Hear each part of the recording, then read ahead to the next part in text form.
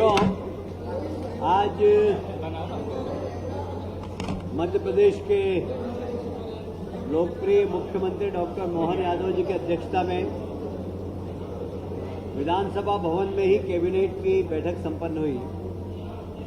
आप सभी को विदित है कि पिछली कैबिनेट की बैठक में माननीय मुख्यमंत्री जी ने प्रस्ताव रखा था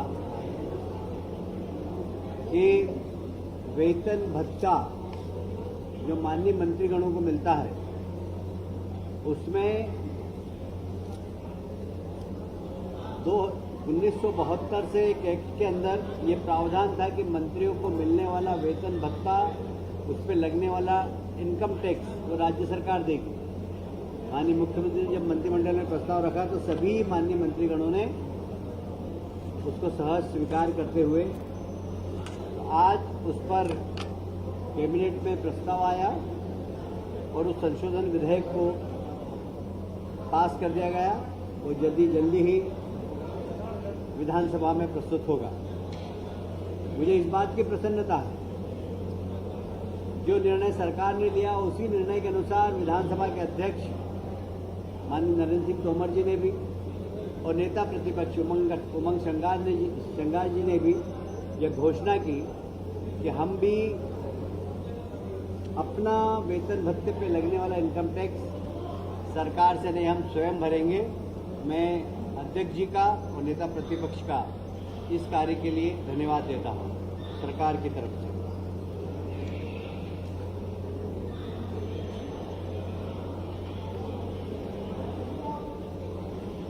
आप सभी जानते हैं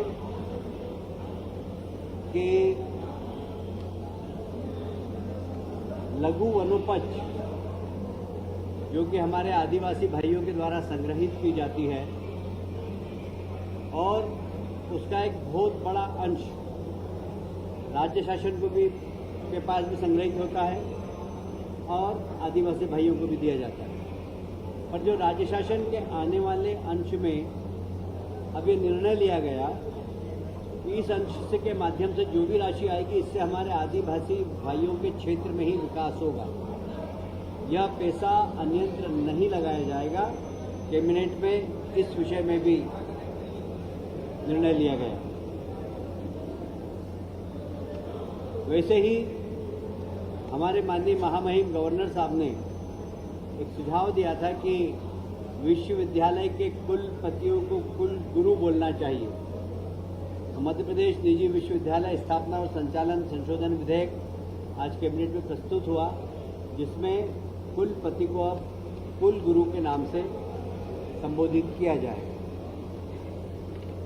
एक और महत्वपूर्ण विषय पर आज कैबिनेट में निर्णय हुआ। हम आए दिन देखते हैं कि नलकूप खनन होता है, खुले छोड़ दिए जाते हैं और उसमें बच्चे चले जाते हैं। इसके लिए अभी तक जवाबदारी फिक्स नहीं की। अभी आज कैबिनेट ने एक निर्णय लिया कि इसमें रिस्पॉन्सिबिलिटी फिक्स की जाएगी। ड्रिलिंग करने वाले की जो ड्रिलिंग करता है उसे ड्रिलिंग करने के बाद उसको बंद करना होगा। साथ ही जिसकी जमीन होगी, जिसने बोरिंग कराया, यदि उसने भी उस बोर को बंद नहीं किया तो उसके खिलाफ भी कार्रवाई होगी।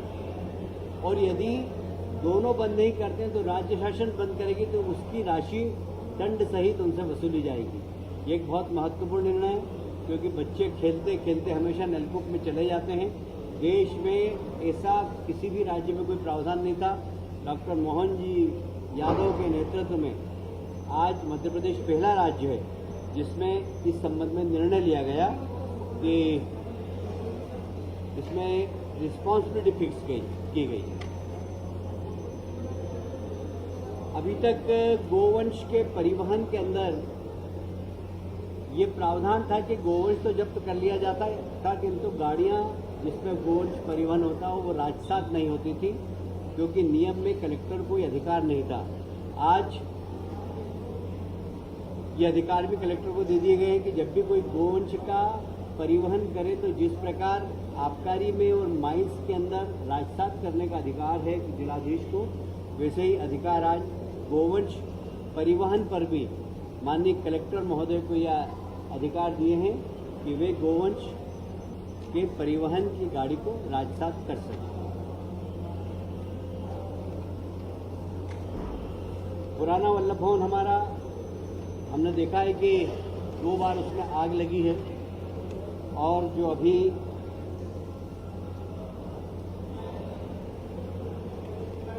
नेशनल बिल्डिंग कोड के अनुसार, क्योंकि पुरानी बिल्डिंग बनी हुई है वो, और इसलिए नेशनल बिल्डिंग कोड के अनुसार उसमें कुछ नाम होते हैं सुरक्षा के।